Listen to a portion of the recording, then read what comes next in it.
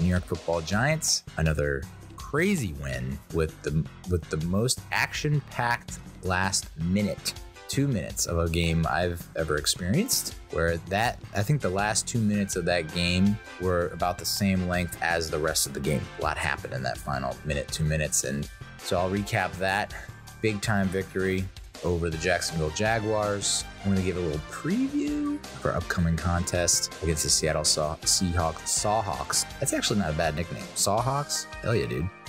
Seahawks in Seattle. It is the most important NFC game of the week, according to Pro Football Reference. So we'll preview that, and then I have to do it because it feels good to do it, to have this kind of talk at this point in the NFL season, just to look ahead, playoff possibilities, probabilities, seeding, upcoming schedule, what to look forward to, hopes, aspirations, expectations, all that great stuff. Let's talk the New York Football Giants.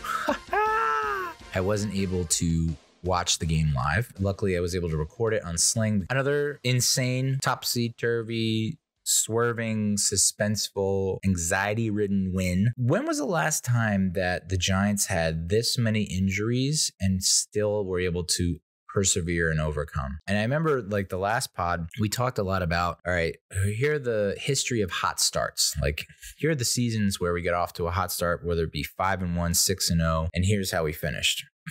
And really the only season of the 6 or 7 where they got the hot start was 2009, went 5-1 to kick it off. And then they had all kinds of injuries on the defensive side of the ball. And that's why they kind of collapsed towards down the stretch, because their defense was, they didn't have the kind of depth that, or the coaching, I'll say that would help them get into the playoffs. And that's a testament to this coaching staff. I mean, 2017, all the receivers literally dying on the field and in one game. And then everything that the spiral that we went into afterwards. And, there was a clip from a New York Post sports podcast. I think it was their Giants podcast, where they interviewed Jonathan Casillas, who was on that 2017 team, I believe. He was also on the 2016 team that did so well. He's like, listen, all the problems and issues that bubbled to the surface in 2017, they got to that place of eruption or whatever because there were some undercurrents of that the previous year, but no one wanted to talk about it or mention it because we were winning,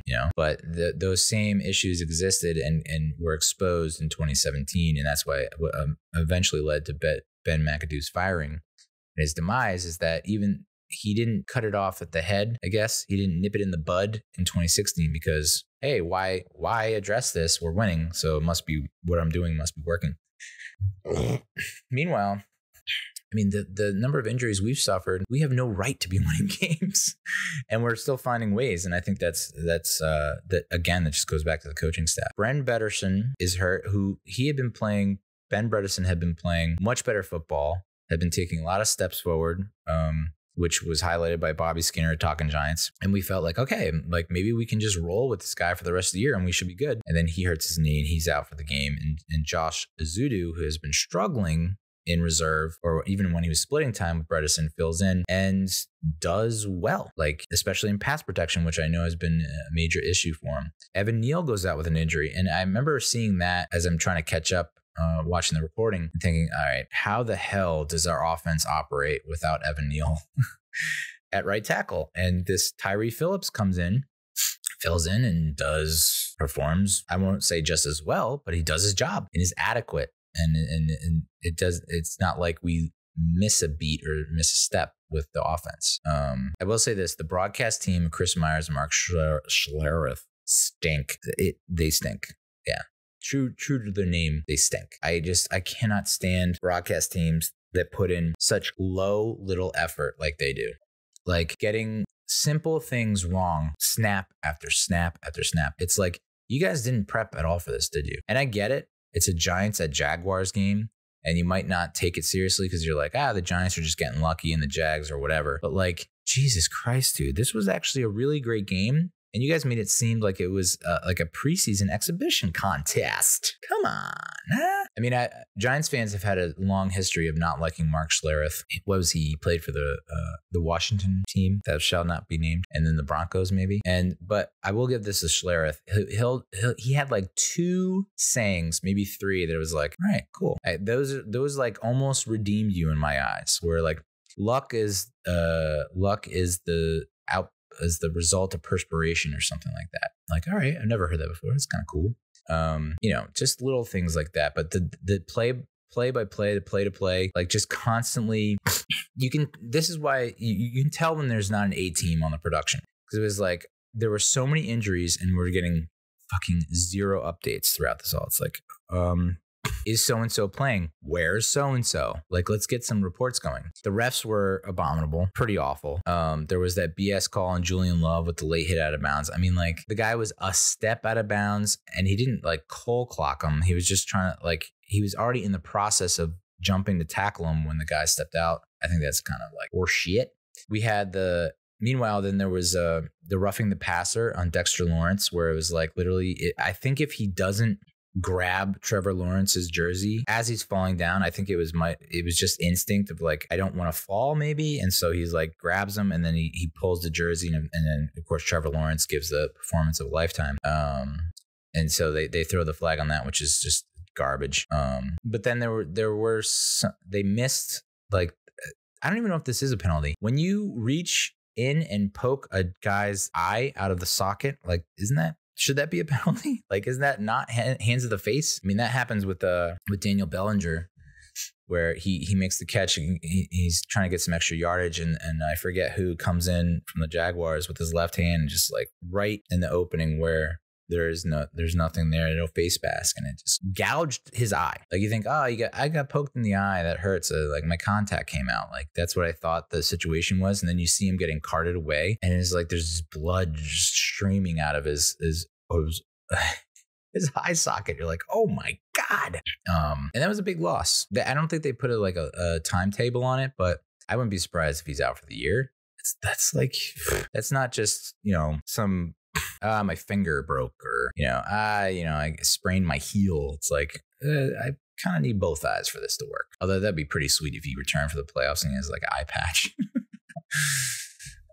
So now we got Chris Myrick and Tanner Hudson to step in and fill in. Although they just signed Andre Miller back to the practice squad, who I guess fractured his arm at the end of training camp, but looked like he was going to make the team. So who knows? Maybe Andre Miller in a couple weeks starts to make some inroads into getting some snaps. That would be pretty cool.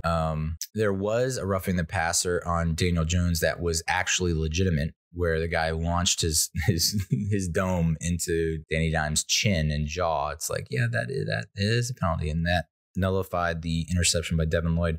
What I find interesting about that call is the interception, it's not directly impacted. So it's almost like I would have thought that if you throw the pick and then there's a late hit roughing the passer, well, it was an interception regardless. Like, the Jags should get the ball, but then they get penalized the 15 yards the other way, but they still get the ball. So it was interesting. I don't think I've ever seen that before. It's like, how those are related. I don't know, but I mean, you want to talk about a way to deter people from launching into someone's face. It's to take away the pick.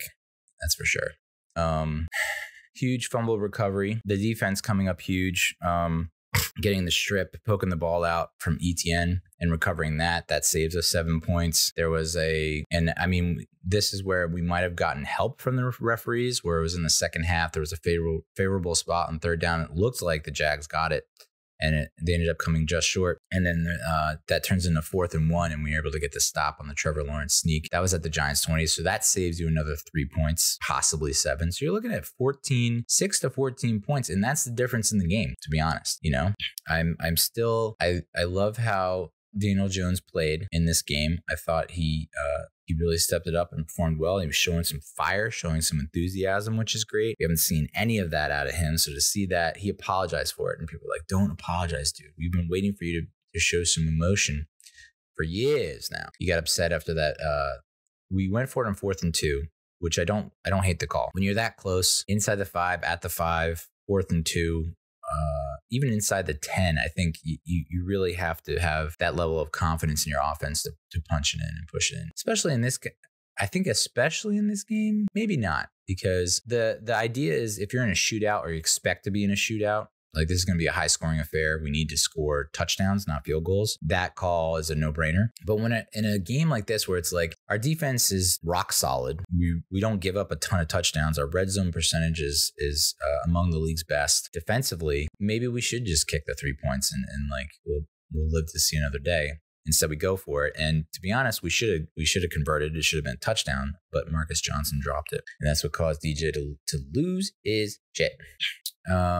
For whatever reason, this has been kind of the trend, right? It's like the offense is kind of slow to get started in the first half, especially the running game, where we don't really run the ball that much. And when we do, we don't have much success. And then in the second half, we kind of break out, especially in the fourth quarter. It just seems like we wear opposing defenses down and we're able to grind it out. And that's where the bulk of carries and yards for Saquon are coming in that fourth quarter. But leading up to that fourth quarter, I was just seeing a lot of what I would call 2020 and 2021 Saquon, where it's like, I'm going to dance and dance and dance, looking for a hole, when it's like 2018, 2019, and parts of 2022, he just sees just a sliver, just a little bit of the door ajar, and he decides to go for it and break through, and that's where he's picking up chunks. I don't know. It just seemed like he was running a little tentative for most of the game today. Lots of dancing and decisiveness, and then he gets that he rips off that vintage run, and it's like, okay, he's back. Here we go. Of course, a lot of people were upset with him for not staying in bounds. There were like 4 runs in a row where it's like, dude, just stay in bounds. Like, just go down. What's happening here?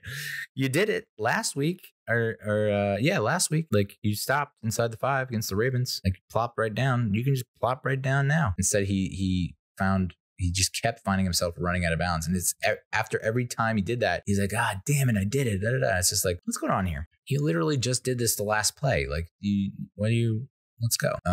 12 penalties on the Jaguars is just absurd. I mean, there were so many flags on that last drive, on the last Jags drive. Although the last Giants drive to get that last field goal, I mean, how important was that? It's kind of swept under the rug, overlooked, but I can see, like, I have never been happier or prouder of a Giants offense than when I saw them run basically the same play 4, 5, 6 times in a row. And each time it was positive chunk plays, positive big gains that should have taken time off the clock of Saquon stays in bounds. But literally it was like, extra lineman, motion right, and Saquon. And it was just, let's just repeat that. I think they ran the same thing 2 or 3 times in a row. Then they ran it to the other side once with Saquon. And then they boot off of it, play action naked boot with DJ for a big gain.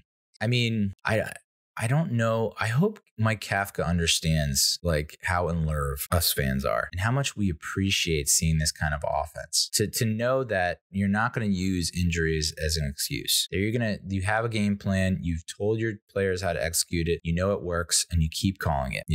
How far we've come. From 3rd and 9 inside our 10, taking a fucking knee in the second or third quarter, to converting multiple long third downs, to running slight variants of the same play with great results. Like it just, I hope he is able to sleep well at night, because the things he's doing on the offensive side of the ball with the team that we have in place currently, and Saquon, I get it, once in a generational talent. Daniel Jones has elevated from, liability to asset pretty much. I mean, he's the number 2 leading rusher on the team. To like a guy that you wanted to trade / cut in Darius Slayton, who's now coming up with huge touchdown grabs, big catches, and is able to at least give us some kind of threat down the field. It's just preposterous. Like, what? How did this happen? I can't be happier and prouder of the play calling. Going from, it's been years of really flat out pathetic play calling. Like, not just conservative would be an insult to this level of play calling. It's just like, we don't want to make any mistakes, so we're not even gonna freaking try anything. I mean, maybe you saw flashes of offensive genius, maybe, or creativity under Shermer, maybe. But like McAdoo, it just completely disappeared once he became head coach. We just lost it when he became head coach. So maybe a little bit of Shermer, maybe McAdoo when he was just an OC. We saw a little bit of creativity and a little bit of what is possible from a scheming standpoint. And then before that, I don't know, it was mostly just Gilbride. Like Gilbride gonna Gilbride. He's called Kill Drive for a reason, but there's no reason to believe that's just that mentality, that psyche doesn't exist anymore with Mike Kafka. It's just like he's just gonna find a way. He's gonna dial up the right thing more times than not. There's only been a few instances, less than a handful, where I was like, what the fuck was that? Other than that, I couldn't be more pleased with the offensive play calling. The last time we had 2 100-yard rushers was in 2010. So DJ and Barkley both eclipsed 100, which, that's a winning formula. I don't know that you're going to lose a ton of games when that happens. And then, so I'm watching the recording, and I already kind of had it spoiled, and it's a fine. It's okay to spoil a win, and that's what happens. I had a friend text me, big win, and I hadn't watched it yet, and I was like, because I was very concerned leading into this week. I was just like, this is a trap game. This is a letdown. This is a setback. We're going to come back down to earth. It's just all the cards are lining up. All the dominoes are going to fall. And so when he said big win, I was like, whew. And he said, yeah, the ending was crazy. And I was like, all right, I'm pumped to watch. And I didn't think it would be that level of insanity craziness. It was like, I remember, so Saquon stays in bounds, quote unquote. The clock goes down to 25 seconds. Gano's lining up for the field goal. And I'm thinking to myself, and I remember I rolled the dice and I decided to check Twitter knowing that some moments might be spoiled. And I kept briefly catching glimpses of like the ending. And I was like, oh, no, not going to watch it. I don't want to watch the ending. But I had it in my head as there's like 25 seconds left on the clock and Gano's coming out to try the field goal. I was like, how the hell did they allow the Jags to get that close to scoring? And then sure enough, it's like, oh, well, we reviewed the play. Barkley did step out of bounds. And now the clock goes to 1 minute and 7 seconds. Yikes. And then Gano's field goal gets tipped. Whoa, dude. If he misses that field goal or it gets blocked, that game goes in overtime, right? Pretty much with the way that the refs were controlling the game towards the end of regulation. Well, the freaking flags, dude. We would have gone in overtime, and I don't know that we would have pulled that out. I don't know. But the kickoff after he makes the field goal that got tipped goes almost out of bounds, and you're like, if that goes out of bounds, they get the ball at the 40, and who knows what happens from there. We almost got our first sack. Dexter Lawrence put on some moves and came up with a big sack, and then it's like holding on Adoree Jackson, which was like ticky-tack in my opinion. We get our first interception of the game, and that's negated by a flag. Another ticky-tack bullshit call on Dane Belton with hands to the face. How are you not going to call hands to the face on the Jags when literally Bellinger has to go into emergency surgery to get his eye repaired? And yet Dane Belton like caresses the wide receiver's face mask. And it's like, yep, that's a flag that negates the interception. And then as Schlereth put it, that was it's the longest 51 seconds of his life, and I'm sure everyone's life. 22 seconds, 4th and 15. And again, I'm saying to myself, how the hell is there this crazy play where we stop him short of the goal line? How the hell is this happening? And of course, it's this ridiculous conversion where Lawrence is off balance and kind of tosses it up, but it's an accurate throw. And I think it was to Christian Kirk. Maybe to one of the Joneses. And then they call another roughing the passer, dude. And luckily, on that last throw, Fabian Moreau, dude, Xavier McKinney, and even Landon Collins getting in on the action to make the big stop and to turn Christian Kirk away from scoring. And he was freaking close, dude. I would say closer than a yard. It looked like the one angle looked like if he caught it and just had some kind of body control, like insane body control, where he could turn in midair and extend the ball, it's a touchdown. But he doesn't. We're able to wrap him up pretty quickly and get the stop. And I love how Big Blue VCR had it at the ready. The 1988 game against the Falcons in Atlanta, when last seconds of the game, Atlanta throws it towards the end zone and we get that big stop just short of the goal line. So it's like, after stuff like that and seeing other times it's happened and seeing how those seasons have ended, it's like, how do you not get high on your own supply, dude? How do you not feel so freaking good about this team? I don't know. I'm past the point of like, I'm jinxing them. I'm past it. I'm no longer knocking on wood. I feel good.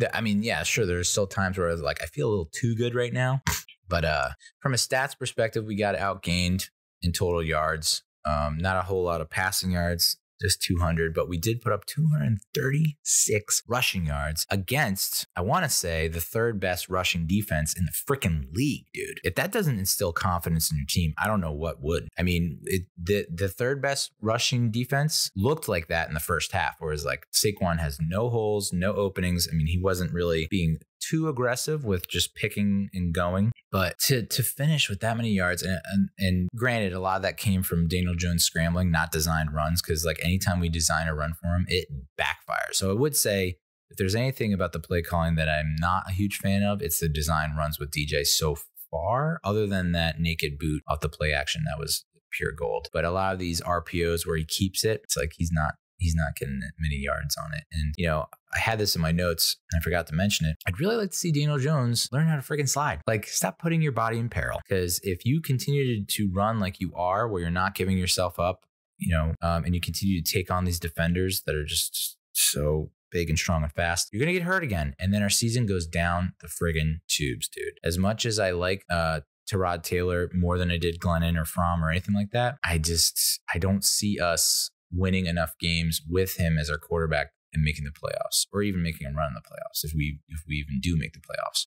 And that's proven out over the last few seasons. Every time Jones gets hurt, our record suffers. His record has gotten better year after year after year. I know it doesn't feel like tremendous leaps and bounds, but his record is getting better year in and year out. And that's the point. I don't know if you're aware, but the whole point of this whole shebang is to win. So, I mean, when was the last time you looked at a Giants game summary at the team stats and you saw our third down efficiency at 50%? And this has been consistent throughout the season. I think there was only maybe one game where it was like not even close to average. Every game we've had above average. It feels like we've had above average third down efficiency, if not league wide, at least in game. Like, we have a better third down efficiency than our opponent each and every game. And that was the same here. I mean, the defense has been lights out on third down for most of the season. This game, not so much, 46% third down efficiency, but still, I'll get to what our official standing is with third down efficiency, and you're going to love it. You're going to love it. I like the way you look. I guarantee it. Time of possession, yet again, that's another one where we've won it every single time in every game, just about that we win. We dominate time of possession. We have the edge in third down efficiency, and we win the penalties battle. 13 penalties for the Jaguars. It's kind of crazy to think that stadium holds like 65,000 people, and I think I saw a stat saying that like 59% of the capacity were Giants fans or something like that. So it wasn't exactly a home game for us, you know, an away home game, but I guess it might have contributed to them all their false starts at home, which is just inexcusable. So yeah, like I said, Barkley and Jones both run for more than 100 yards. Really good to see. Slayton with 6 targets, yes, I like that. We need to get him 5 or more targets a game. I really do, in order to really reap the full benefits of a big play Slayton. You know, he has that on that first drive, he's got that great touchdown catch, which almost dropped it, but he held on, which is great.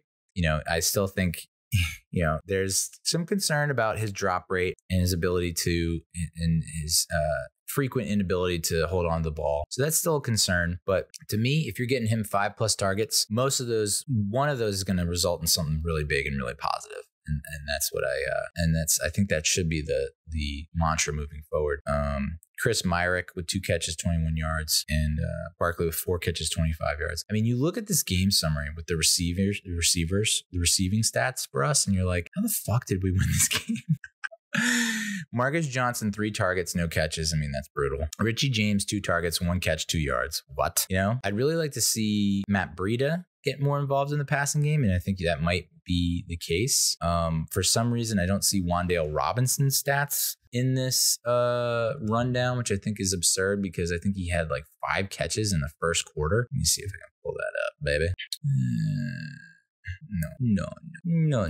Yes. Yeah. 6 catches, 50 yards. I think 5 of those catches came in the first quarter or first half or something like that. So, I mean, that's really encouraging, you know, from the offensive standpoint, knowing that we've had some struggles with our receivers to have him step up and be a go-to target and make an impact is just I cringe to think about where we would be if he were not in the lineup, even though we did win without him. So I think it feels like Chris Myrick is gonna, obviously take on a larger, more responsibility and hopefully more of the targets moving forward now that Bellinger is kind of out for a while.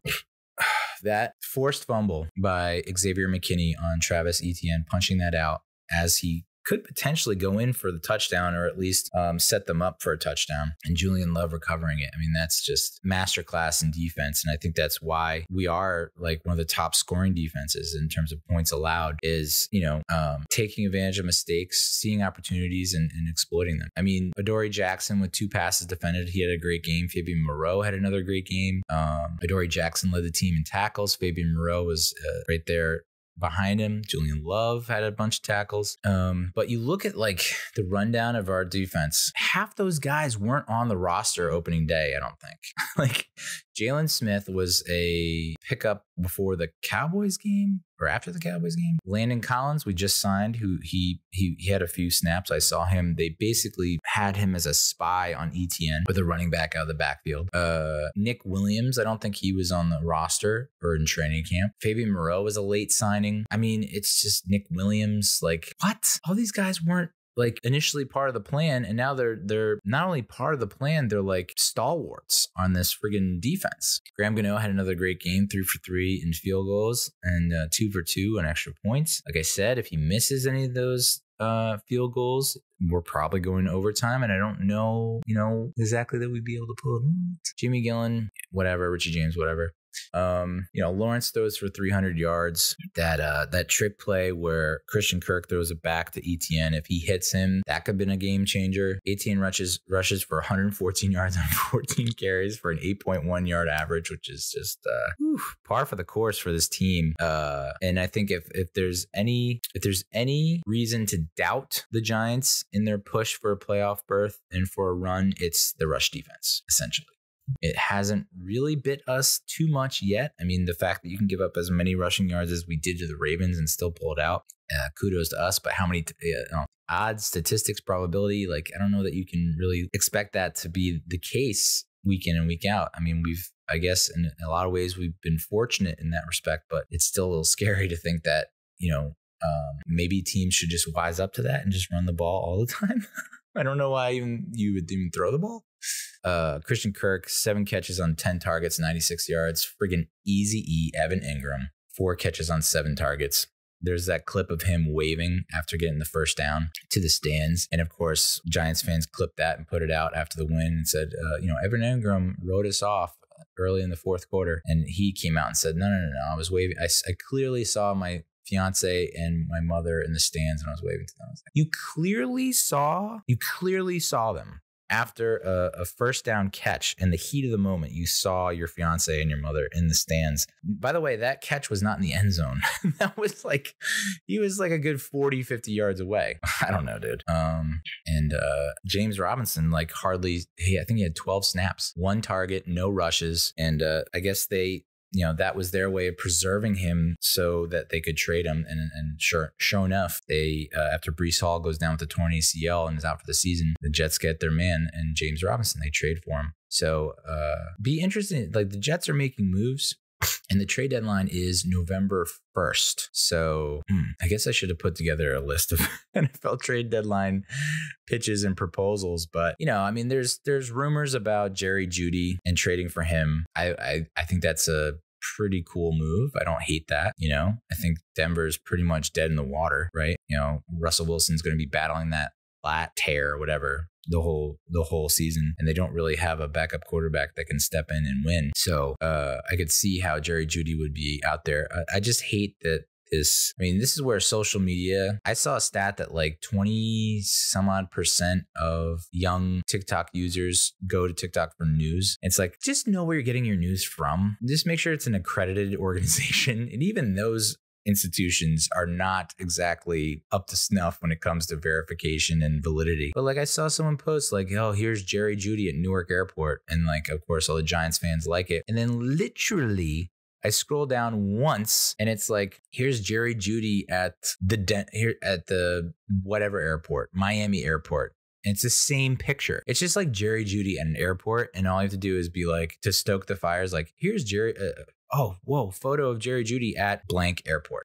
It's like, and I almost liked it. And I was like, this is just a random account. No blue check. Not that blue checks matter, I guess. But getting my hopes up. It would be a nice addition. But I don't know that the Giants, as much as we want them to bring in a player or two to fill in some holes and really refortify this roster, I don't think they have the cap. I just don't think they have, they can't do anything additional really, unless they can find someone to take Kenny Galladay's contract. And that's just not going to happen. Even just a portion of it. If someone can pick up half and we take up their half, I don't even think anyone would be willing to do that. It would have to be, we have to absorb like 90% of his contract. And at that point, it's like, what's that going to get you? I don't know. I think what's important to remember, as we think about players that could make an impact at the trade deadline is that we're going to hopefully get back a bunch of players. Like Andre Miller is a nice player, from what I've heard, to get back in the mix. Nick Gates, there's going to be a decision on him, or the Giants have to make a decision on him by tomorrow. Otherwise, he's gone for the season. I think Shane Lemieux is still somewhat of a consideration. I don't think he's lost for the season. So, it'd be nice to just get our normal starters back. That's almost like trading. That's almost like a big trade, landing a big trade. Like Azeez Ojulari, would be nice to get him back. Galladay, as much as he sucks. Tony, as much as he sucks. Like, it would be nice to get them back and healthy. So it's like, if they can actually get healthy for that last stretch, that would be huge. And we just have to kind of weather the storm over the next 2-3 weeks until Thanksgiving. So that's the Jags game. Although I will note one final note about our offense against their defense. I mean, I've never seen a stat like this where 1, 2, 3, 6, 7, 8 passes defended by the Jaguars. Darius Williams had 3. Rashawn Jackson had 2. Or Jenkins had 2. I mean, I don't think I've ever seen that level of passes defended, which leads me to think one of two things. One, receivers are not getting separation, which has been a major crux for I don't know how long. That's been the knock on them for a very long time, but not as much this year because I feel like Kafka has come up with some really grand designs to get them some separation. And the other one is Daniel Jones not having bad throws. The more good throws you have on target, that gives the defender more opportunities to defend it. I don't know, spin zone. But either way, you can see that we need help. Hey, thanks, Captain Obvious. We need help at the receiver position. So that was the Jaguars game. Let's do a preview of the Seattle Seahawks game in Seattle. As I mentioned in the intro, this is the most important NFC game of Week 8, followed by the Eagles-Vikings game. Essentially, why do you ask that? Well, the Seahawks are 4-3.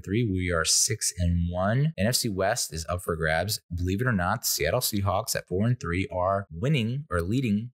They're first in the NFC West division. So they'd like to stay on top. We'd like to keep up with the Eagles and Cowboys, that's for sure. And if the Eagles lose the Vikings, I believe we're tied for first. We'd have the same record. I don't know about tiebreakers. I'd have to look into tiebreakers because we haven't gone head-to-head yet. Although I would say that if the next one beyond head-to-head is common opponents, they beat the Cowboys, we lost the Cowboys. So I guess they'd still technically be in first. But still, any loss by the Eagles is a great loss for the New York Football Giants. This is an afternoon game. Vegas has the Seahawks favored by 2.5. Unbelievable. But also, Giants fans love it because we get to continue that underdog narrative and we get to bet on them and win. As soon as I saw the Jaguars were favored by 2.5 over the Giants, I took that and I won big. And I want to take this, but I'm less apt to do it. Like I said, I believe in the Giants, but there's a difference between playing the Jaguars in Jacksonville versus playing the Seahawks in Seattle. It's just a slight difference. Somehow Richie James are still our leading receiver, which is crazy. Like, Sterling Shepard is 3rd in targets. That dude hasn't played in like 4 weeks. He's still 3rd in targets. And of course, Saquon leads the league in yards from scrimmage at 900, which is like a full 100 or more than the next top guy, which I believe is Nick Chubb from the Browns. For some reason, I was thinking about one of the Chiefs running backs, but that's because Kareem Hunt was in the mix to go to the Jets as part of a trade because he wants out because he's not getting his fair share in Kansas City. but that didn't happen. The big story for Seattle, I guess, or the two big stories on offense, is the unlikely rise of Geno Smith. I mean, isn't this what Ben McAdoo envisioned when he made Geno Smith the starter over Eli Manning in 2017? He's thrown for over 1,700 yards and 11 touchdowns, and we'll get into more of his advanced stats later on. But if he continues to play at that level, it's going to be significantly tough for us. Not that he's that much of a step up above Trevor Lawrence, because I think Trevor Lawrence put on a pretty decent showing against the Giants, but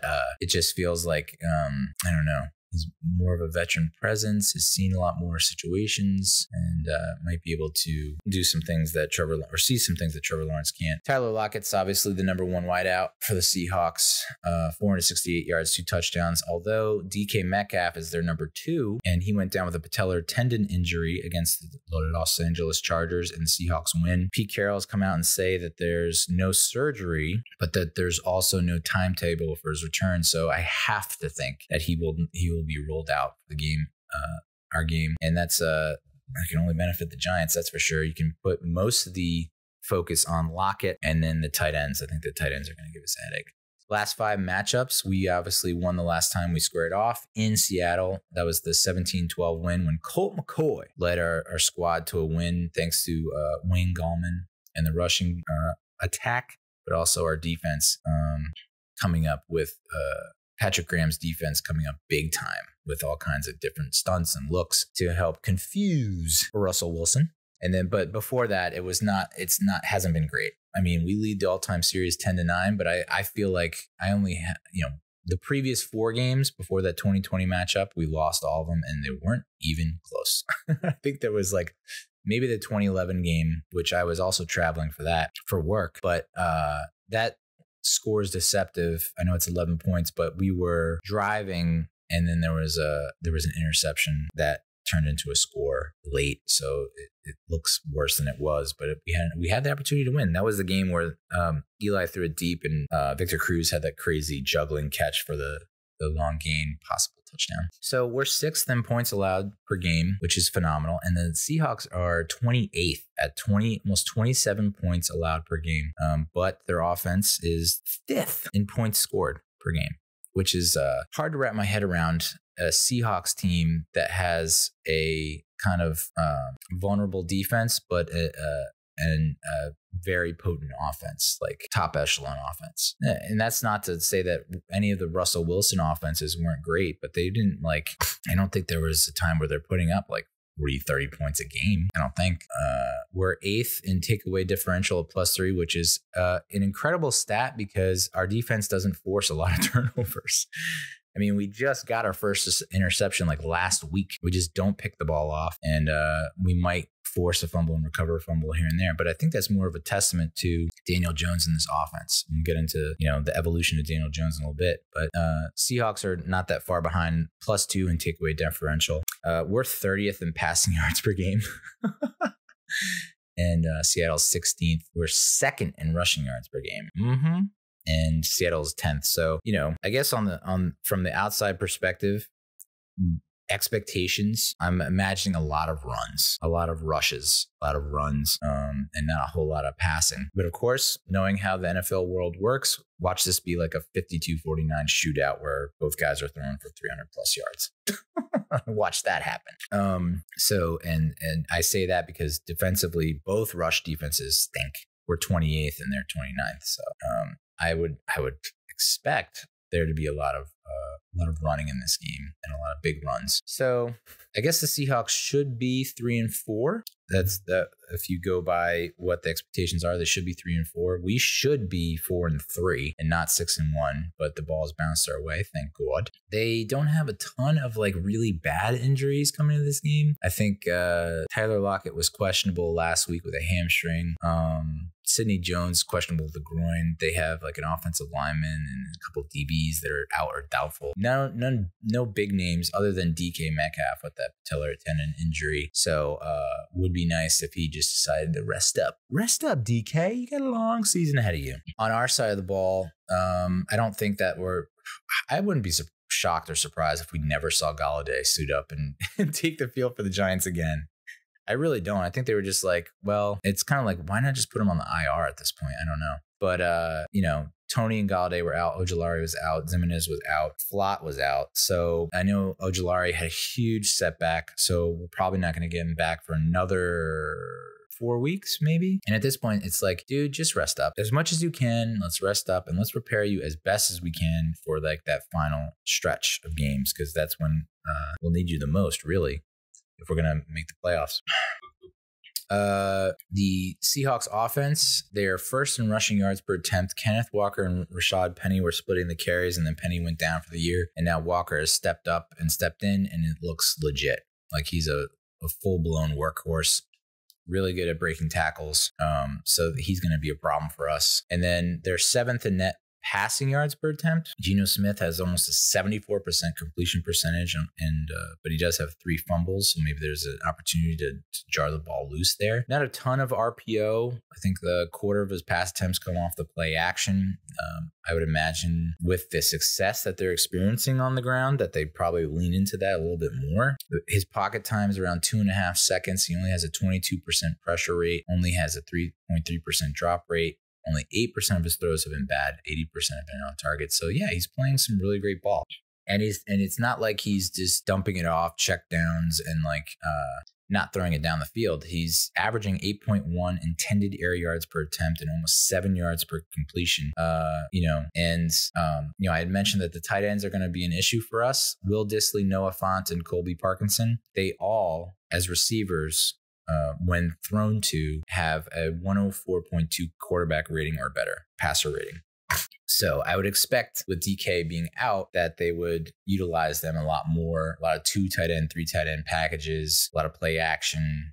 And, we'll get into it with our defense, but our defense, like Jalen Smith and Tate Crowder, not great in coverage. I know Jalen Smith is kind of an upgrade over what we had, but he still is not putting up the greatest numbers in terms of passer rating, completion percentage, and stuff like that. So I imagine they try to stretch the field with Lockett, maybe set up some wide receiver screens, some bubble screens with Lockett to get him in open territory, open field. And they'll probably look to isolate McKinney and Belton in coverage as well, as they have not had, they haven't put up phenomenal numbers in terms of passer rating, completion percentage. In terms of the defense, the Seahawks defense versus the Giants offense, they are, as we've said, below average in pass defense. Their corner, Tariq Woolen, leads the team with 4 picks. He's tied for the most passes defended. Their other corner, Kobe Bryant, RIPIP, leads the team with 4 forced fumbles. So that's something to keep an eye on. Whoever is lining up against him or catching the ball against him, he's going to look to poke the ball out. That makes me think that, Darius Slayton needs to be on high alert, because I feel like he's kind of is prone to that. And their tackle leaders are 2 linebackers, Jordan Brooks and Cody Barton. Their sack leaders are Darrell Taylor, linebacker, Uchenna Nwasu, linebacker, and Quentin Jefferson, D-end. Taylor, the linebacker, has 11 pressures. They all have 3 sacks apiece.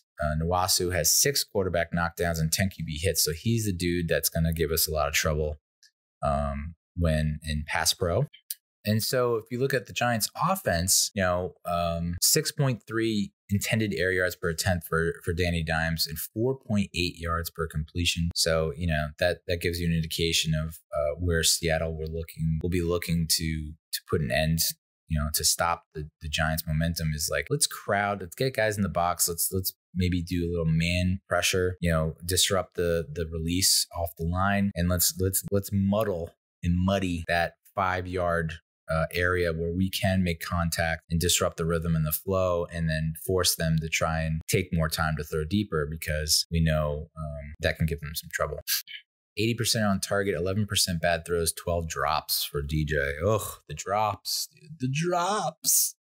29.2% pressure rate. Pocket time is the same as Seattle, 2.5 seconds. And I think that's a huge, that is mostly due to DJ getting better at moving the pocket and not running into sacks. I mean, you looked at his first 2 or 3 games. I think he was among the league worst in terms of QB efficiency. And I don't know if it was QBR. Might have been QBR or QB rating, but he was among the league's worst, like bottom 3 the first 2 or 3 weeks. And then the last, 4 weeks? Yeah, last 3 or 4 weeks, he's been top 5.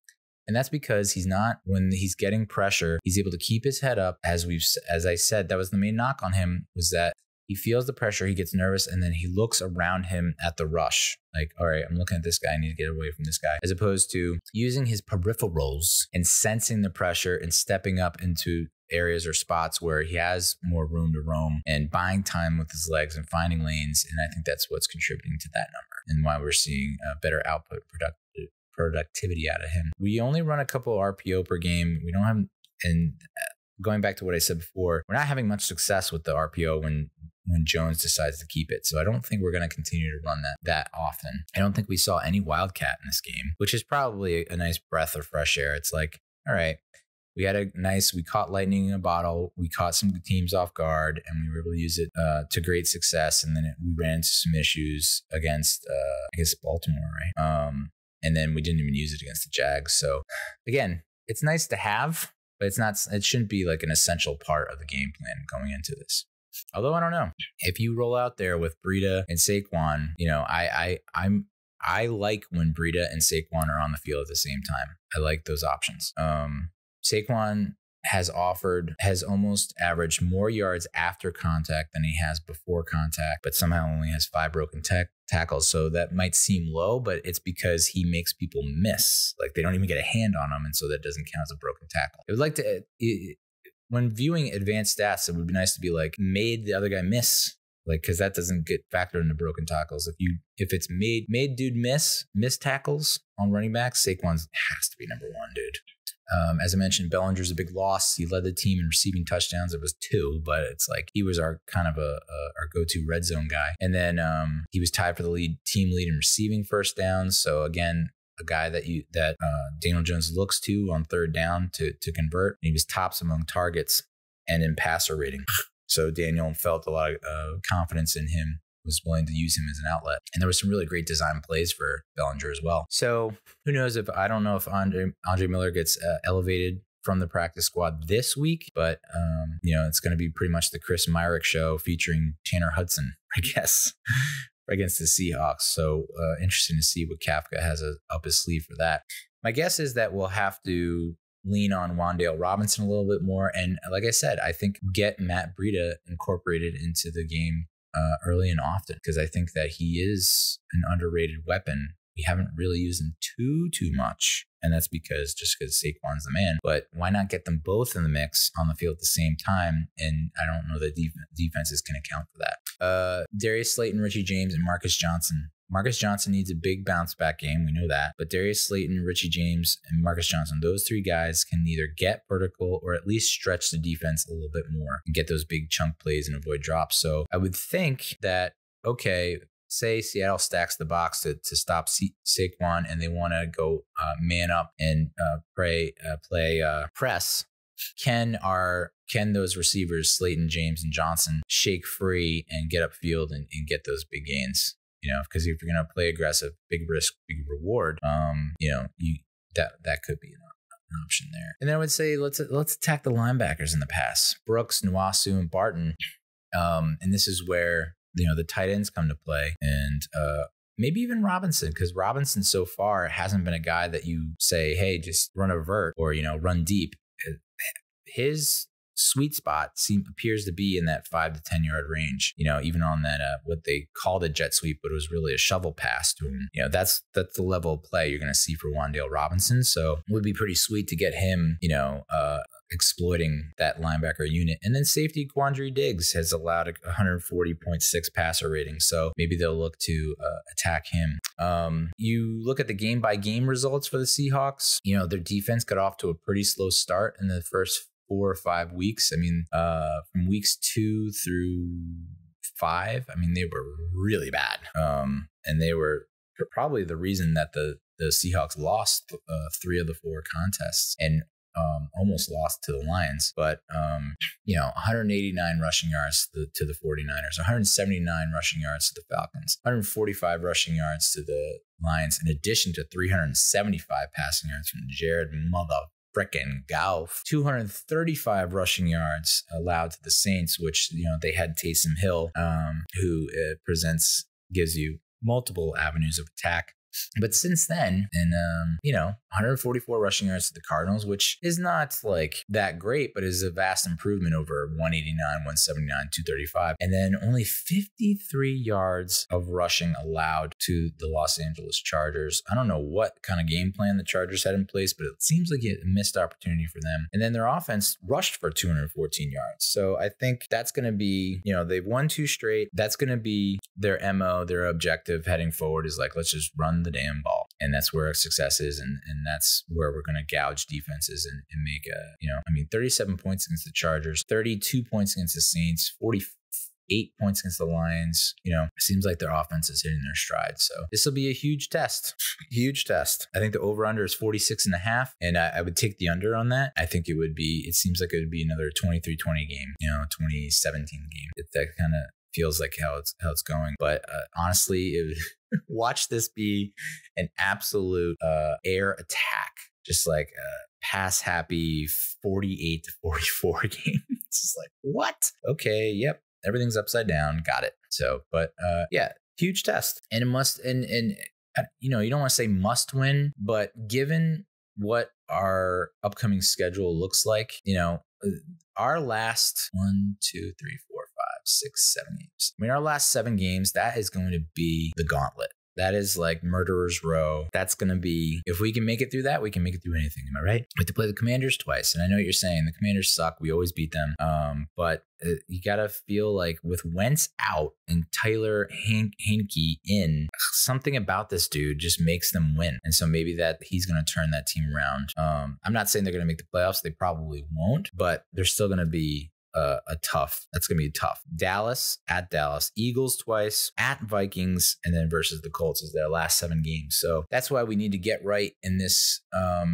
We took a great step in beating the Jags, but in addition to getting another win in the win column, this will be a conference win, which when it comes down to tiebreakers, which it feels like it's going to come down to tiebreakers towards the end of this season, be huge to get those conference wins. So it's like, I'd almost rather beat Seattle and the Lions and then somehow drop the Texans for whatever reason, because the Texans are AFC. And if we can stack those conference wins, then once we, if we do falter against any of the divisional opponents, we can still have a winning conference record, which you need heading into the tiebreakers. Eagles have the easiest remaining schedule. I've almost like come to the, I've almost come to grips with the idea that like Philadelphia, city of Philadelphia, from a professional sports standpoint, is on a goddamn high. Philly's going to the freaking World Series. So it feels like the Eagles are going to continue to carry the torch, and they have the easiest remaining schedule. So I'd imagine that they probably lock up the 1 seed in that wild card bye. And then the Cowboys have the 2nd hardest remaining schedule in the division, 3rd hardest in the conference, and 5th hardest in the league. So I feel like Cowboys might slip here and there down the stretch, and we need to be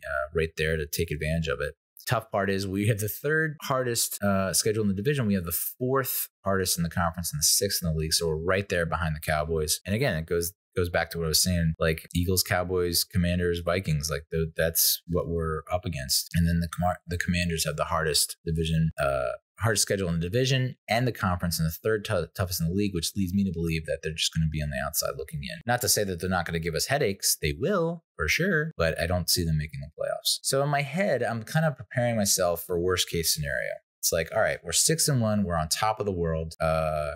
If the season ends today, we're the 5 seed. We'd have to travel to either Tampa Bay or Atlanta. I'd almost prefer to go to Tampa Bay at this point because they just look fucking awful. Like Tampa Bay is just, I don't understand how you lose to Carolina that badly, but they did without their starting quarterback, with PJ Walker quarterback, and with Chuba Hubbard as their starting running back because they traded Christian McCaffrey, and they pretty much won definitively against Tampa. The Bucs have like no rushing attack. Their defense is not exactly, their offense is giving them nothing. And so I think their defense is kind of gassed. So I'd almost rather face the Bucs in Tampa than I would the Falcons in Atlanta, because the Falcons have that, as Big Cat says, frisky fun. Atlanta also has the easiest remaining schedule in their division in the South and in the conference. So it leads me to believe that I wouldn't be shocked if the Falcons win the freaking NFC South and the Bucs just don't make the playoffs. Whew, what an end to a career for Tom Brady. He would he can't go out like that. He would have to come back for another year. He's like, I'm already getting divorced. I might as well see this through all the way to the end. So you probably have the Rams or the 49ers as a 7 seed, or and they would travel to Minnesota to face the Vikings, who would be the 2 seed. And then the Cowboys, if things were to end today, the Cowboys would be the 6th seed. They go to either Seattle or Los Angeles to face the Seahawks or the Rams. I think they win that for sure. Weirdly enough, I have more confidence in the Cowboys beating the Seahawks or Rams on the road than I have in the Vikings beating either the Niners or Rams at home. Yeah, wrap your head around that one time. Right now, though, we have a 90% chance of making the playoffs. I just want, to me, knowing that we have a bye week after the Seattle game, it's almost like you have to instill that mentality into your team. Like, hey, guys, if we give 100,000% in this game, just everything you can, lay it out on the line, you get a bye week. You can rest up, and then we can prepare for Houston. Like, let's just guns blazing, like no holds barred. Let's just all out attack, leave it out all there. And not to say that I've questioned the determination or the effort at all. I have not, but it's like, let's just go all out in this game, because if we can get that W and go in the bye at 7-1, you got to feel a lot better coming out of that bye versus, all right, we dropped one, then we go in this bye, and then it's like, who knows what we come out of the bye against Houston at home.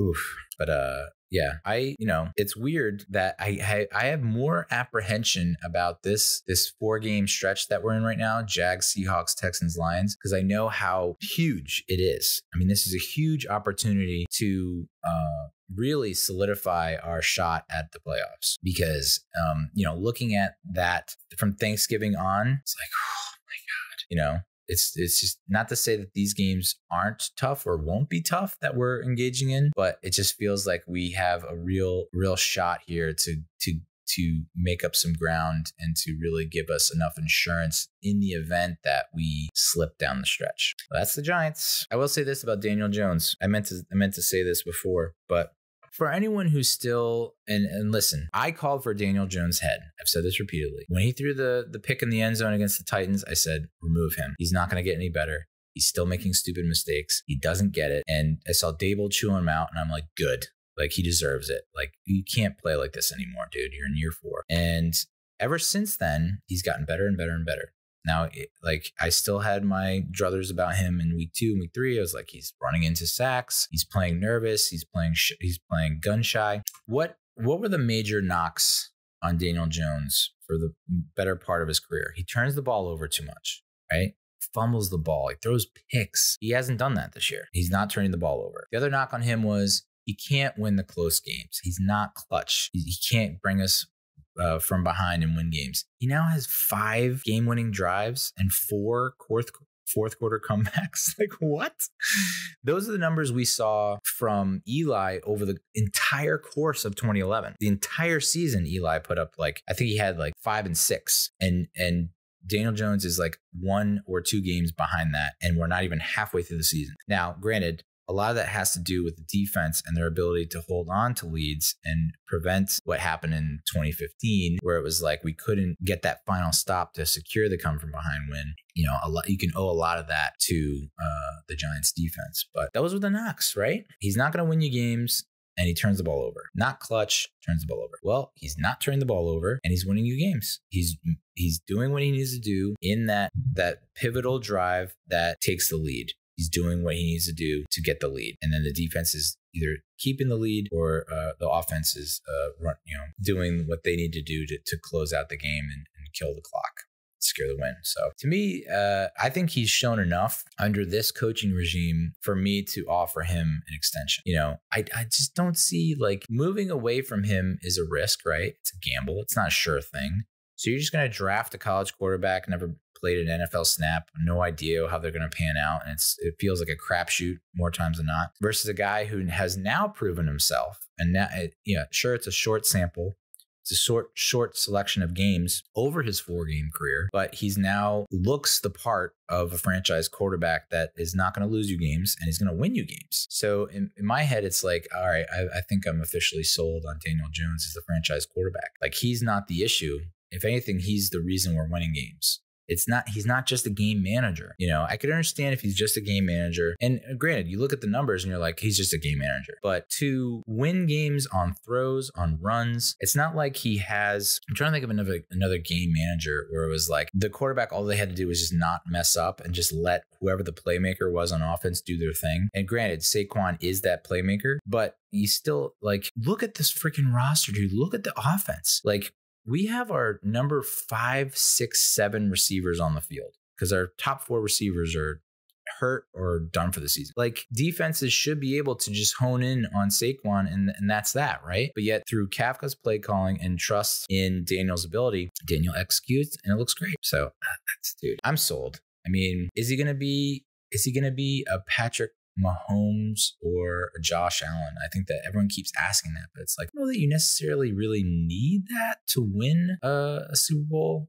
anymore. I mean, it's, you know, is he better than Jimmy Garoppolo? Sure. And like Jimmy Garoppolo got to the Super Bowl and lost. And a lot of people thought, well, okay, he'll never win the big one.